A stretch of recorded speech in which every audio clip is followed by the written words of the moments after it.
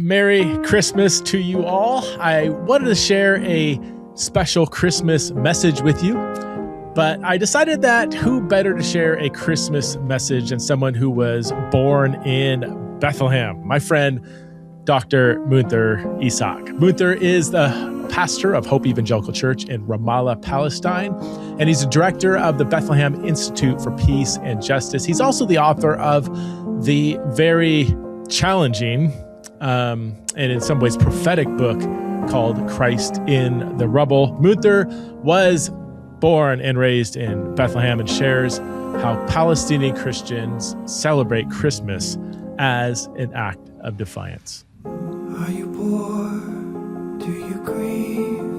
Are you voiceless? Then rejoice, for the King of heaven comes to you. Are you hungry for the peace of the nations? Then rejoice, for the Spirit is making this world new. Do you need bread and water from the Father? Then rejoice,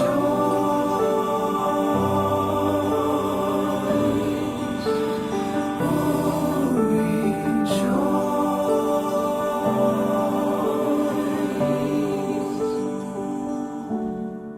Munther, it's great to have you back on Theologian Raw. I would love for you to talk to us about Christmas from a Palestinian perspective. You grew up in, were born in, and live in the land where Christmas happened.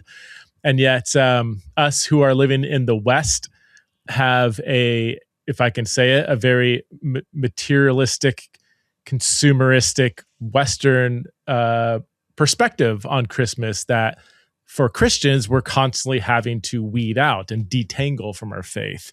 How do you understand the meaning of Christmas from a Palestinian perspective? When I think of Christmas, I always think of how we celebrated it in Bethlehem and how much influenced even here in Palestine we are by Western traditions. The Christmas tree, the celebrations, the festivals, but then the music itself, the themes, the manger, which very often you see manger sold in Palestine, olive wood, beautiful, but in the shape of a triangle on the top, mimicking maybe a European house where snow wants to fall. It doesn't snow here. And so, that forces me to continue to think, is this a true meaning of Christmas? And what did we make of Christmas? And I've always realized there's something different from the biblical story itself, from how we look at it. Even the whole atmosphere of joy, actually, there's something different. But to be quite honest,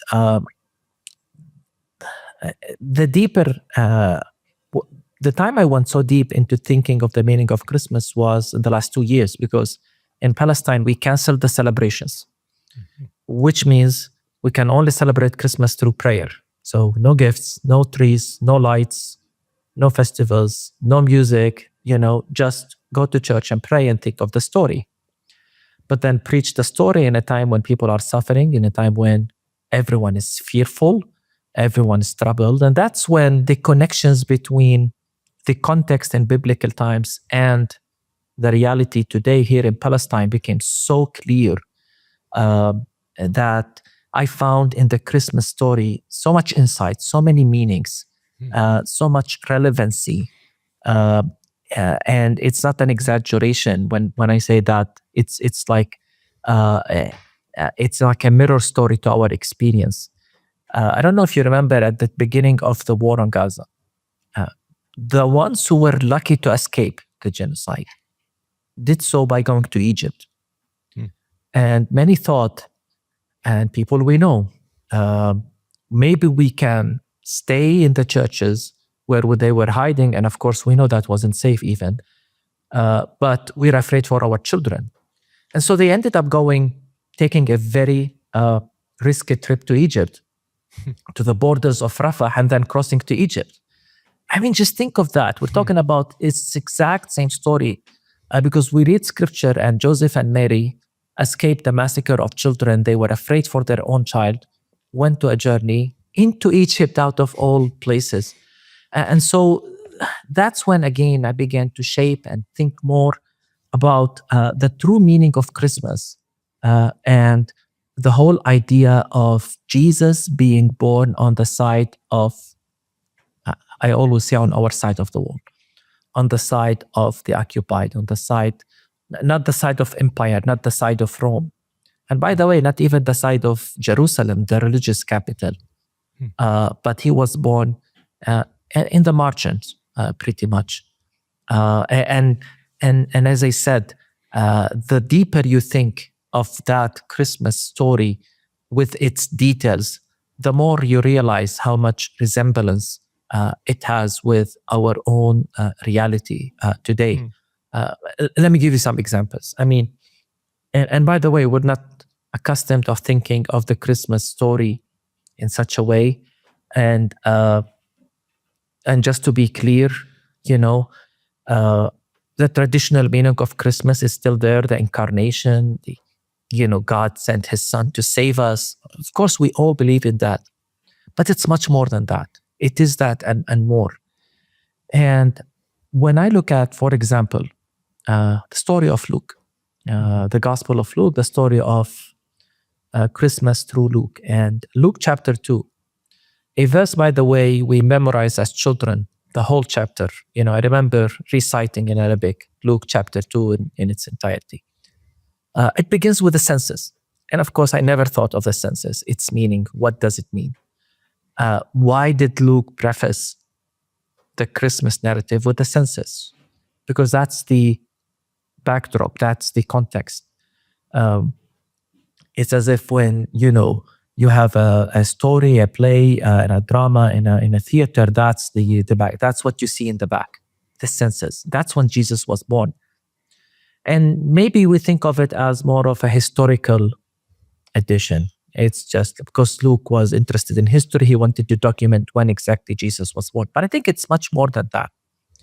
Because what was the census? The census was a mean of control, registration, for specifically control and taxation. It's a very common tool of the empire. And it's meant to control and to make sure that you are in charge of every little detail of those you colonize. So Joseph and Mary had to leave Nazareth and to come all the way to Bethlehem, right? Why? Because that's where they originally came from. Census, you have to go where you originally come from. But again, that's a very common tool of empires. And I kid you not, we still have the same thing today here in Palestine. Because Israel controls us through, of course, it's not technology. It's not a normal census. It's through magnetic cards. Every Palestinian must issue a magnetic card. And of course, by technology, it became an app on our phone by the Israeli military so that they can monitor, and we have to register.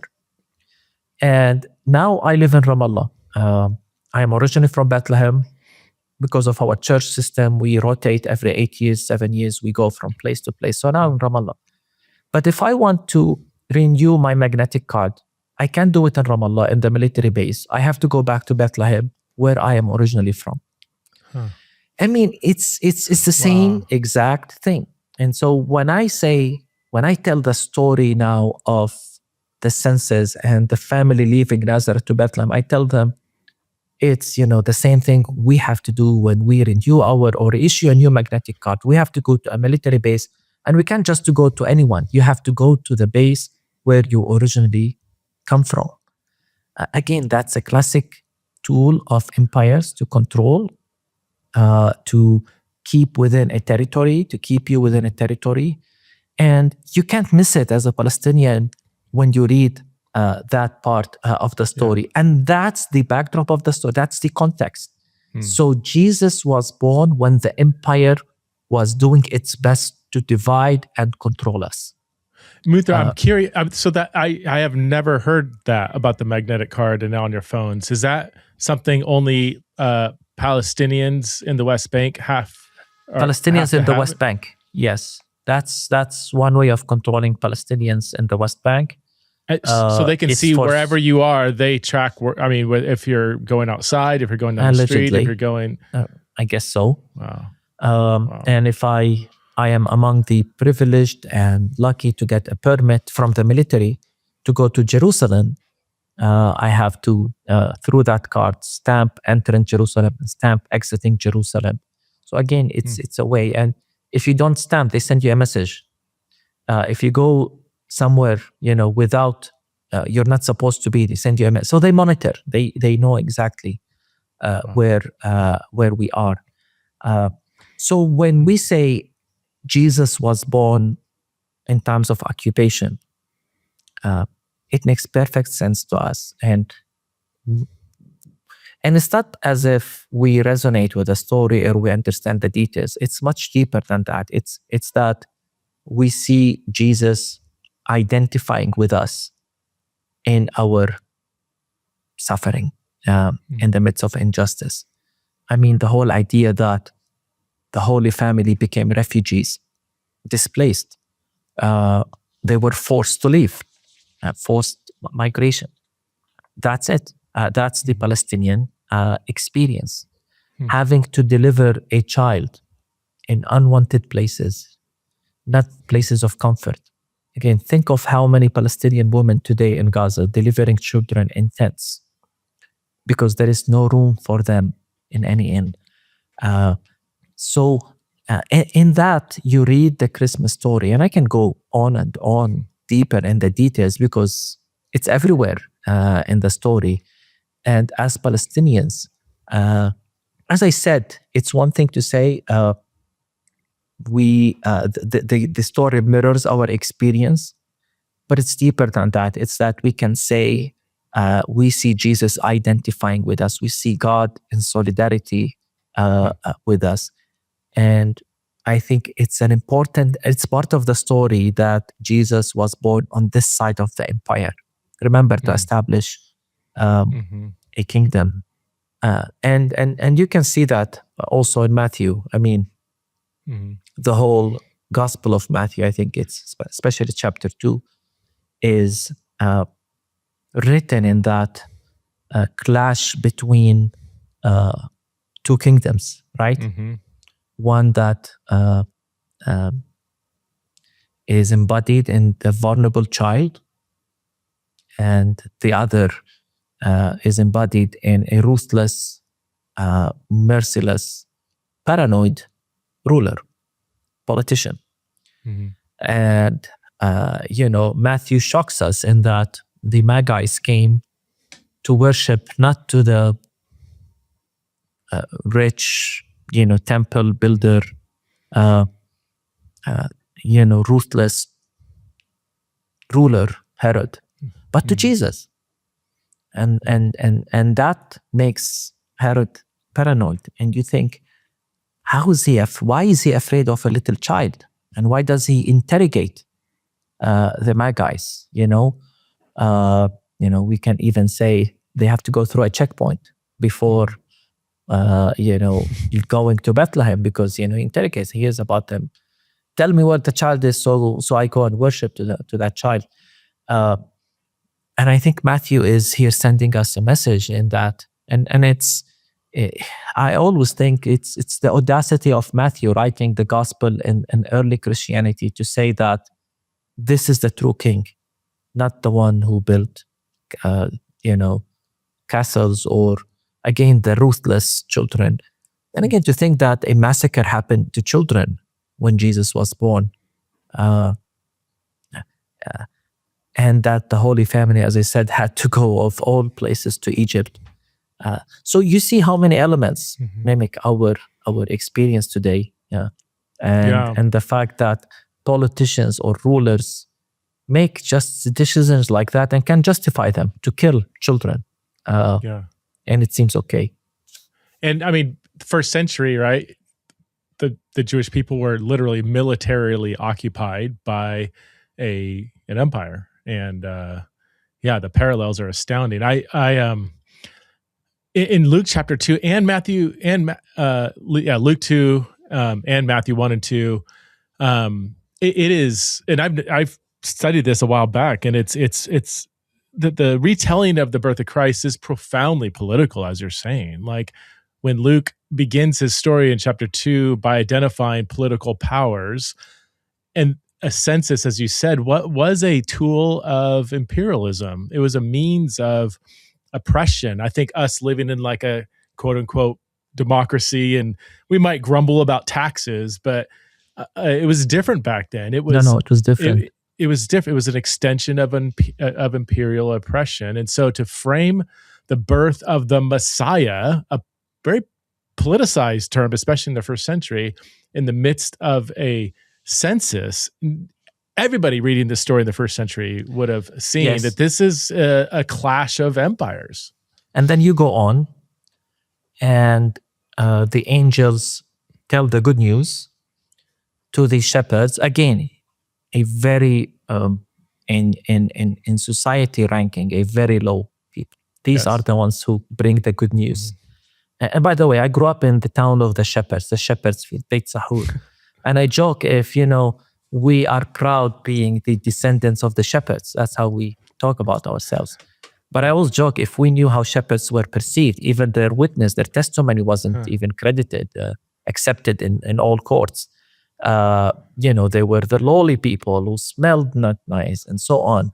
And these are the ones that were chosen to declare the good news, the Evangelion, the gospel of the birth, not of Caesar, the good news not of a military victory, which was common in Roman times. The whole idea of a gospel as good news, it's either a military victory or the birth of a new son of God, as in Caesar.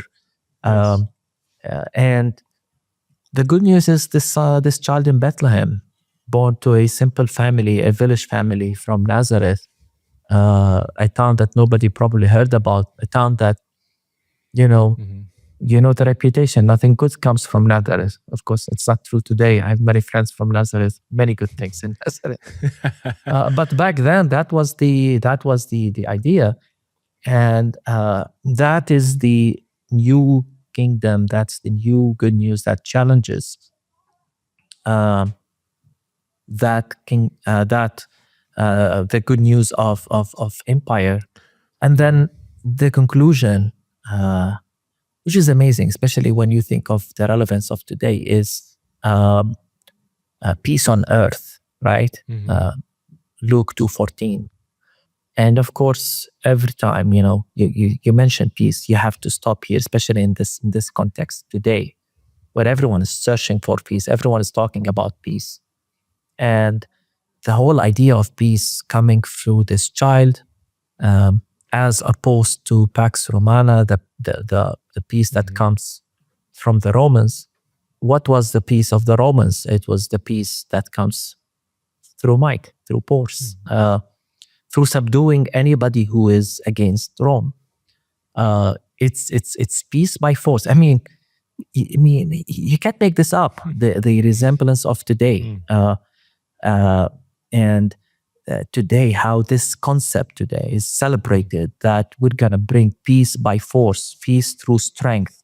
We're gonna subdue, we're gonna bully until you accept our terms, and then we will win peace prize. And that's what is called peace. And of course, we know that's not biblical shalom. That's not the peace that we find in Scripture, and that's not what the angels sang about in Bethlehem.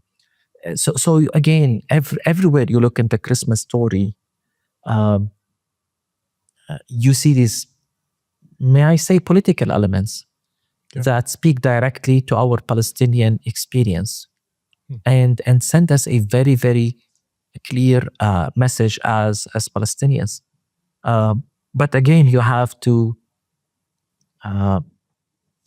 get rid, I don't know what's the right word, of all the romantic elements we associated Christmas with. The silent night. So it was anything but silent. It was anything but peaceful, the night Jesus was born. maybe we should really recreate these songs. Jesus was born times of wars, revolutions, polemics, religious diversity, not diverse, but religious, different religious sects competing for your allegiance. This is the context in which Jesus was born, not the image of snow and peace and nice music that we associate Christmas with. Do you think you mentioned you were born in the shepherd's field where the birth of Jesus was announced? I grew up in the shepherd's field. You grew up there. I was born in a hospital in Bethlehem. So that's my, in my certificate, it says born in Bethlehem. So no one can take that from me. But I grew up in Beit Sahur, the shepherd's field. Yes. Wow. That's pretty amazing. I've heard that Jesus couldn't have been born, or probably wasn't born in wintertime, because shepherds wouldn't be shepherding, their flocks at night in the middle of December. Do you find, what are your thoughts on the timing of Jesus' birth? Not that it matters a ton, but. And not that it matters, but yes, most likely it would be springtime. That's when shepherds, even today, stay late at night or sleep. That's when it's the best time to take sheep and outside. So that would make more sense. But by the way, even if it was winter, it doesn't snow much here. Believe me, I wish it did. So this idea of snow, I don't know where we brought it from. Some I've read that even the journey from Nazareth to Bethlehem in winter time would have been very, very difficult. And so again, not that it matters, but we don't know the time. But it's very possible it was not in winter. Did you know that 30% of Americans grind their teeth at night? This is super bad for you. It's not good for your teeth. It disrupts the quality of your sleep. Did you also know that dentists are super expensive? Of course you did. This is why you need to check out Remy. Remy's custom night guards are clinically tested and FDA cleared to prevent teeth grinding, reduce jaw tension and facial muscle strain, and improve sleep quality. You'll get the same professional quality and comfort as a night guard from the dentist, but Remy costs you 80% less and is much more convenient than having to go into the dentist's office. So here's how it works. You receive your impression kit straight to your door, then follow Remy's step-by-step instructions to get your perfect impression. Remy crafts and ships you your custom fit night guard, and then you get your night guard back and start protecting your teeth. I've done this whole process myself. It's super easy. And even if you mess up, Remy has outstanding customer service to help you along the way. So start the new year right and use code TITR to get 50% off your purchase of a new night guard. That's 50% off at Shop Remy. Okay, that's shop, then REMI.com/TITR with code TITR. Thank you, Remy, for sponsoring this episode. My dog Tank and I share several traits. One of them is that we love to eat junk food, even though we know it's not good for us. Well, Tank doesn't seem to care, but I care. And this is why I was excited to find out about Better Wild Supplement Chews. These healthy snacks taste great. Apparently, I haven't tried them, but Tank scarfs them up like they're candy. But they also help support your dog's joints, dental health, digestive support, and even allergy support. Did you know that dog allergies are up 30% in the last decade? Being exposed to all of our pollen, dust, mold, and human dander makes dogs' allergies worse. 90% of your dog's immune system lives in the gut, and a weak gut leaves your dog more vulnerable to allergies. That's where Better Wild Allergy Relief Soft Chews come in. These tasty treats are designed to support your dog's allergy defense system by strengthening their digestion. Right now, Better Wild is offering our listeners up to 40% off your order at betterwild.com/TITR. That's betterwild.com/TITR for up to 40% off your order. betterwild.com/TITR. I'm curious, what is the spirit among Palestinian Christians around this season, with the last 2.5 or more than 2 years of war, violence, genocide, escalation and violence in the West Bank, which is from us in the West is largely ignored in light of what's been going on in Gaza. And then since the quote unquote ceasefire, I'm sure that term you might have some questions about that term ceasefire. There's been many people have been killed since then. What's this with so many tragedies and oppression, especially, I mean, it's been going on for decades, but especially the last over 2 years. Do Christians, are they joyful during Christmas? Do they celebrate? Or is it still a time of lament? Yeah. Or what's Christmas like among Palestinian Christians? No, I think to describe it, I think I can talk about resilience, even defiance, and insisting on celebrating. Just go and look at the celebration that happened in Bethlehem this time, the lighting of the Christmas tree. Of course, no one forgot or ignored or stopped talking about the wider context. But there is a message that's now being repeated in most Palestinian Christian contexts, which is that by celebrating, it's part of our resilience, and we're sending a message that we are here, we're not going anywhere, and that we want to continue to remind the world of that Bethlehem is still a real place. This is where it all started. It has people. And that we must continue to tell the story of Christmas. And in a very, very strange way, I think. I don't know how to describe it. Because I think Palestinians speak about peace more than any people group around the world. We always say, we will celebrate one day in peace. We always say that. We always think, and Jesus is commonly referred to here as Jesus, the Prince of Peace. So even in speeches, and you have to remember, in Palestine, Christmas is a national thing. Although Christians are 1%, but everybody celebrates Christmas because everybody respects Jesus, and Jesus was born in Bethlehem. So and it's very common, by the way. If you go to the Christmas tree now in Bethlehem, you'll find more Muslims taking pictures than you'll find Christians. Even today in our church, we had a concert of an assembly from a group, Kamanjati from Ramallah. Of course, I couldn't tell if the musicians were Christians or Muslims, but I know too well many, if not the majority, were Muslims playing Christmas carols in our church. It was amazing. So that's the atmosphere. Everybody celebrates, but they have to take you from the churches. If the churches say we'll celebrate, everyone will. The community celebrates, and this time, I think it was needed. I think people were feeling so desperate; they wanted to have any signs of life. And again, to think of the many messages you can find in Christmas that speak directly to our reality. So it's very appropriate to celebrate Christmas, as in thinking the story, remembering the story.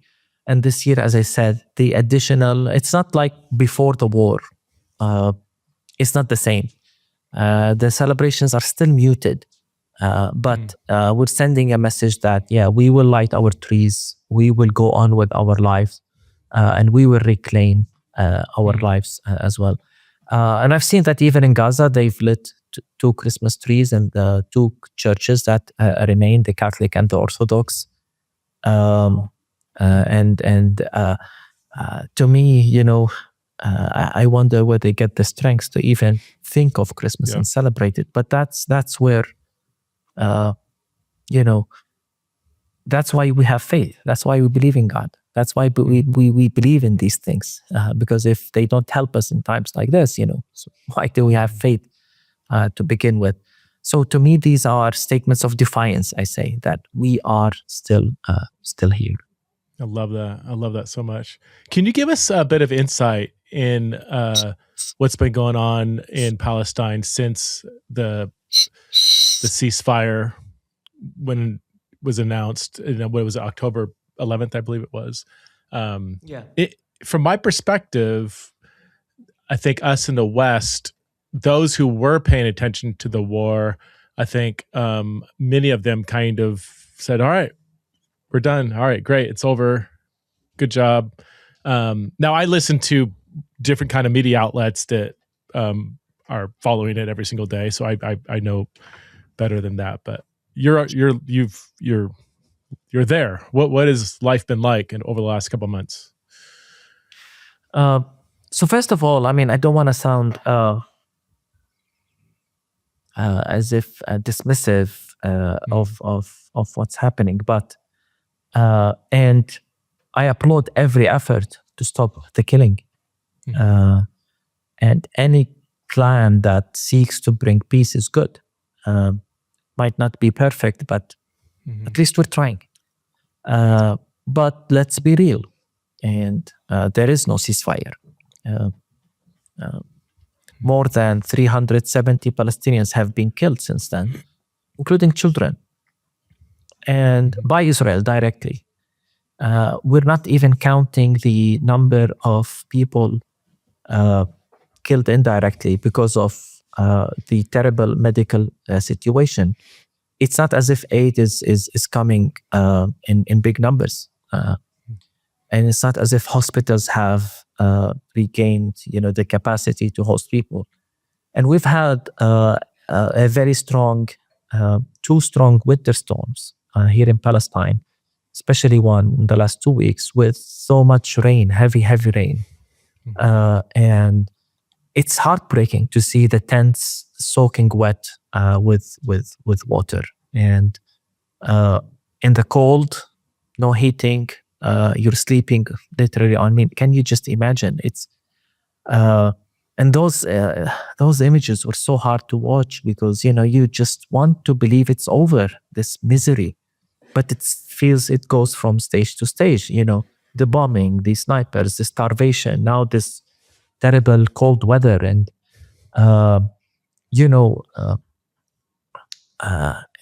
if the heater is not working well or the heating in our house here and we're feeling warm and for 10 minutes it's not working, we all be feeling discomfort. Imagine, sleeping in a tent that, have inches of water. That's what's happening now in Gaza, especially in the south where the tents are.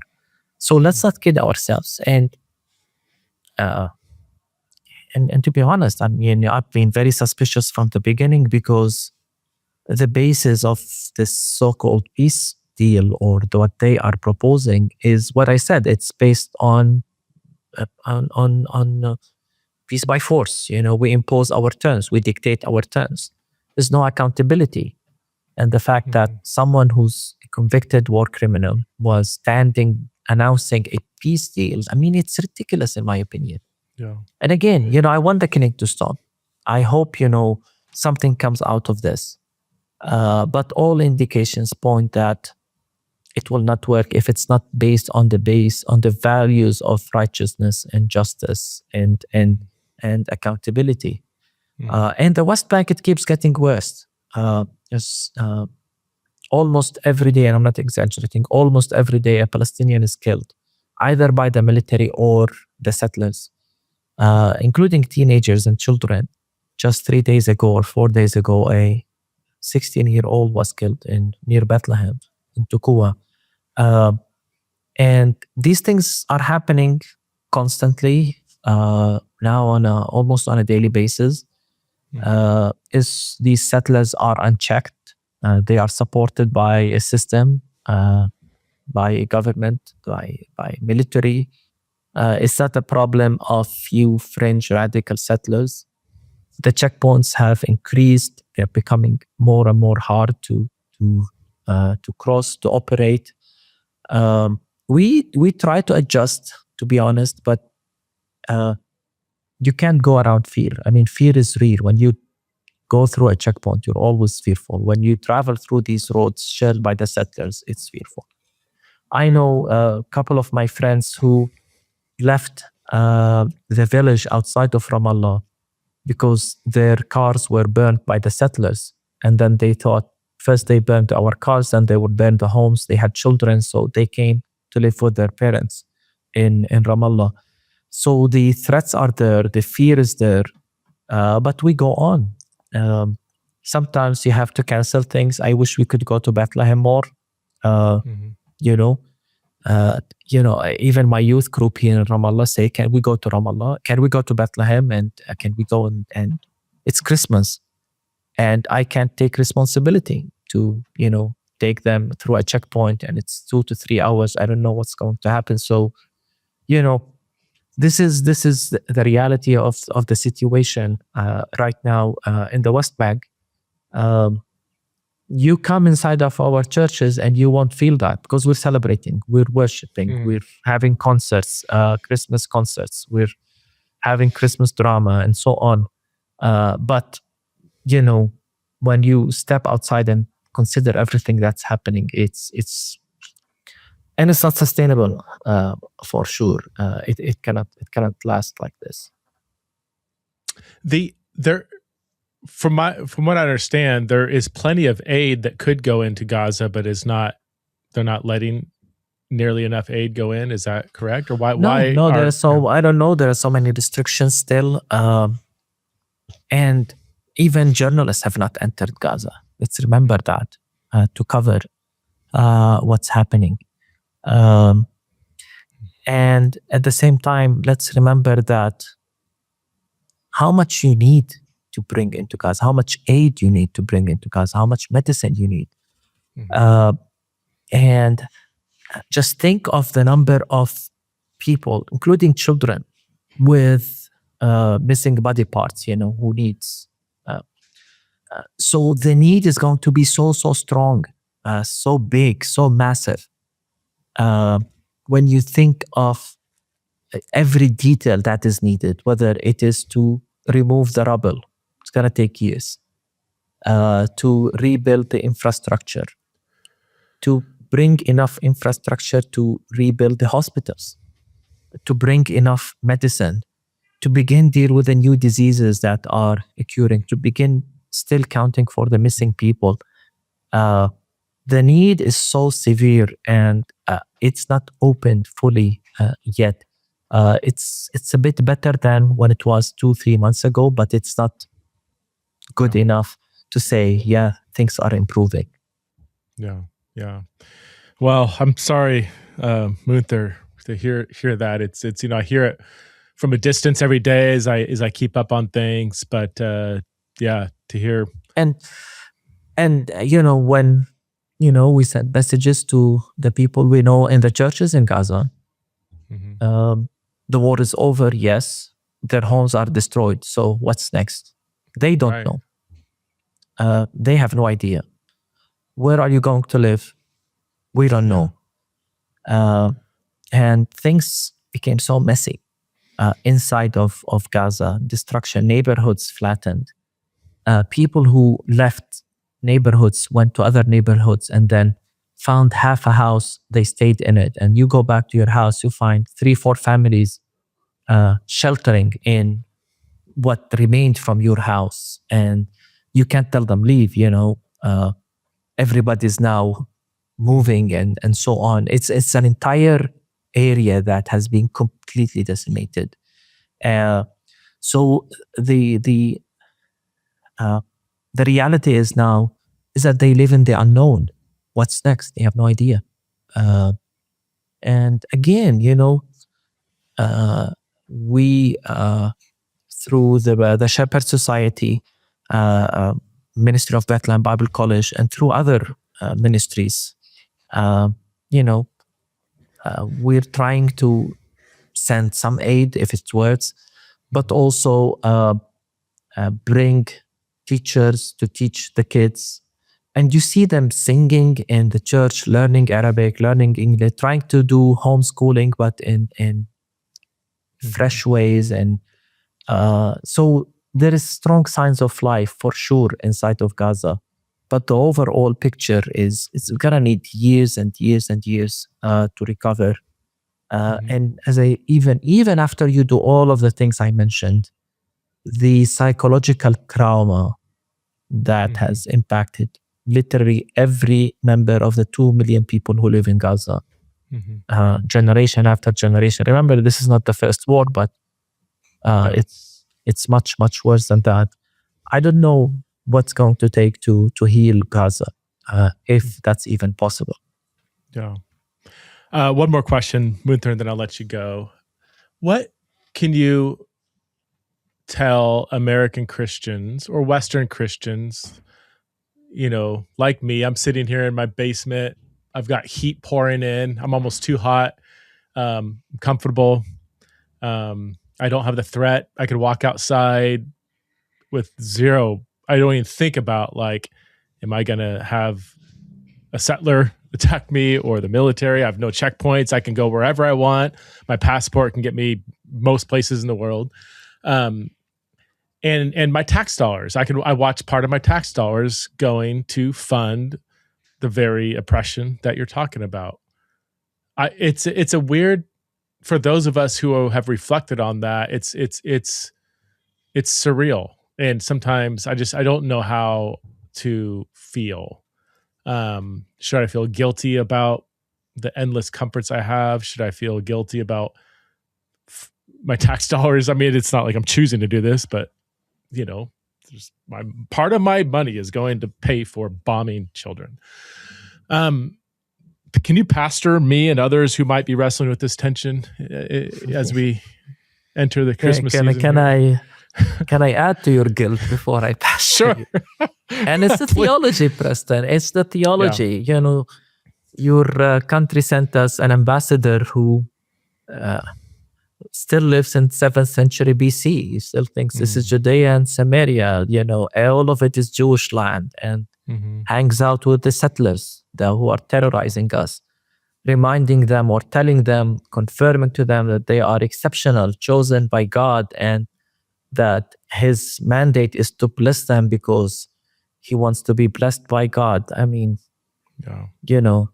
it's this idea of, think of the contrast here between the God we meet in Jesus, born in Bethlehem, bringing good news through the refugee shepherds, with the God of Huckabee and others, who bases his relationship, who conditions his relationship to Munther and Preston based on whether Munther and Preston bless a genocidal state. Not on how pure your heart is, not on even whether you accept Jesus as your Lord and Savior, not even whether you believe in the Trinity or adopted a certain set of beliefs or values. It's what you do with Israel. Do you bless Israel? Then that's good. You're on God's side. You don't bless that genocidal state, you're not on God's side. I mean, it's unthinkable. So yeah, just want to add another element to your guilt. I've listened to several talks and interviews of Mike Huckabee over the last year or so, and it absolutely makes my skin crawl when I hear him talk. Which if he would be fine if he said he was an atheist, whatever. I'd be like, okay, fine. You're living according to a moral code that I don't share. But for him to say, I'm living out my Christian faith and the things I'm saying, I'm like, it makes my skin crawl, makes my stomach turn.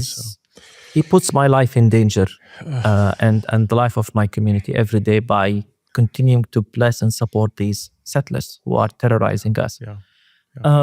Guilt is not good. I mean, it's good to acknowledge privilege. It's good to acknowledge that we're blessed and not take these things for granted. And I think it's mandatory for us as Christians, whether we live in places of privilege or not, but especially if we live in places of privilege, to remember others and to think of others who are less fortunate than us. It's part of our identity as Christians to always think outwardly. How do we bless others? How do we use what God has given us to be a blessing towards others? That's at least how I understand the Abrahamic call in Genesis 12, and the discipleship, the call to be disciples of Jesus. So if you think of it this way, rather than feeling guilt, you have to ask, what can I do better?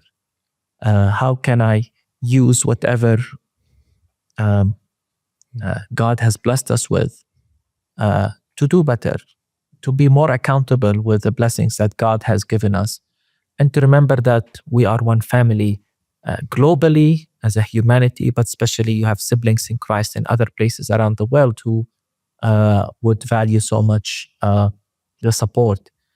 And I hope it goes beyond charity in which you give so that you feel good about yourself. Yeah. And end up thinking, oh, I'm good. I made a box and we're going to send it to poor little children in Africa or in the Middle East. It has to do more. It has to be more than that. I mean, that's what we train our little children to do. That's good for children. We teach them to give. That's good. That's amazing. That's commendable. But it has to be more than that. It has to engage with resetting the values of our communities, talking about issues, talking about injustice, talking about what American foreign policy is doing around the world, listening to voices from outside and allowing them to at least, help expand your view on things. It takes sometimes humility to say, yes, we are wrong, we're responsible, and we need to do things better. It has to do with holding your politicians accountable. You can't just shrug and say, yeah, I don't control where my money is paid, but you have to tell your politicians, I don't like where my money is paid. You have to campaign against where your money is spent, and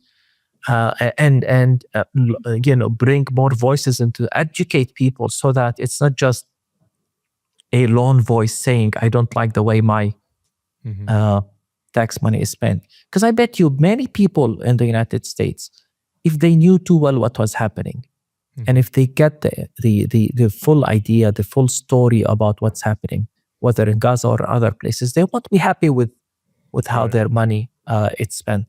So how do we do our best to bridge this gap that exists between politicians and the people as well? Because many people are not happy with that. So there are things, once we begin thinking that the privilege we have for a reason, and we need to be accountable for whatever God has given us, and to always, whether here or there, I mean, even believe me, even here in Palestine, we teach our children to think of others, and we always remind ourselves that we are more blessed than many others. Believe it or not, I mean, as bad as it is here, because you have to be always thinking of others. That's part of being Christian. And again, don't do it to feel good about yourself. Do it to be a difference. Do it to make a difference in the world. Okay. Wow. Well, thank you, Munther. I know giving money is one way in which Christians can contribute. And yes, I agree, don't give money out of guilt. But I know some people might be asking the question, well, maybe that's one way in which God is leading them to want to give. Is there, I know you're the director of the Bethlehem Institute for Peace and Justice. Is that an organization that if people feel so led they can contribute to, or are there other? Please visit our search for us, BIPJ. We have bipj.info with many information about the situation here. Okay. Our goal is to educate, is to have conversations, is to show evangelicals how their theology is shaping the lives of others around the world in a negative way, and how they can be a force for peace. It's part of our identity as children of God. That's what Jesus said in the Beatitudes. So we're doing so much of that at the Bethlehem Institute for Peace and Justice. The Shepherd Society, which is part of Bethlehem Bible College, is also very much engaged in supporting families in need, in development. We have a big program now in Gaza, trying also to partner with a hospital here that is specialized in amputated body parts to reach to a number of children who need new body parts and so on. So we're also involved in that through the Shepherd Society. So wherever you feel that these are two venues that you can give to. Bethlehem Institute for Peace and Justice and the Shepherd Society, Bethlehem Bible College. I'll include links in the show notes. Thank you so much for being on Theologian Raw, and Merry Christmas to you and your family. And please do give my greetings and blessings to my brothers and sisters living in Palestine. Really appreciate you. Thank you. And despite everything, because of everything, we say Merry Christmas from Palestine to everyone listening to this.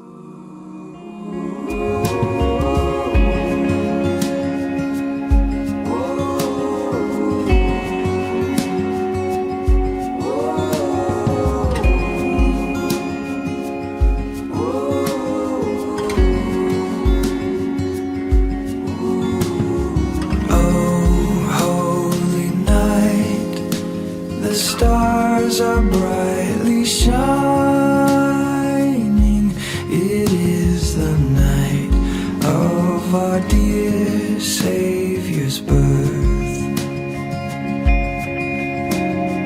Long lay the world in sin and error pining, till He appeared and the soul found its worth.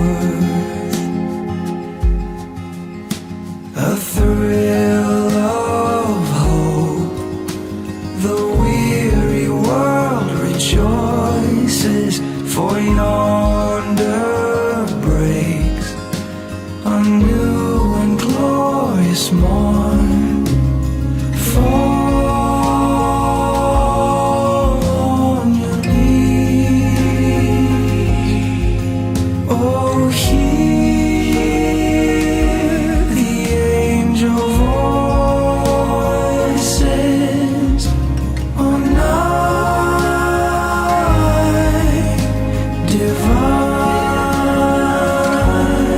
All night when Christ was born.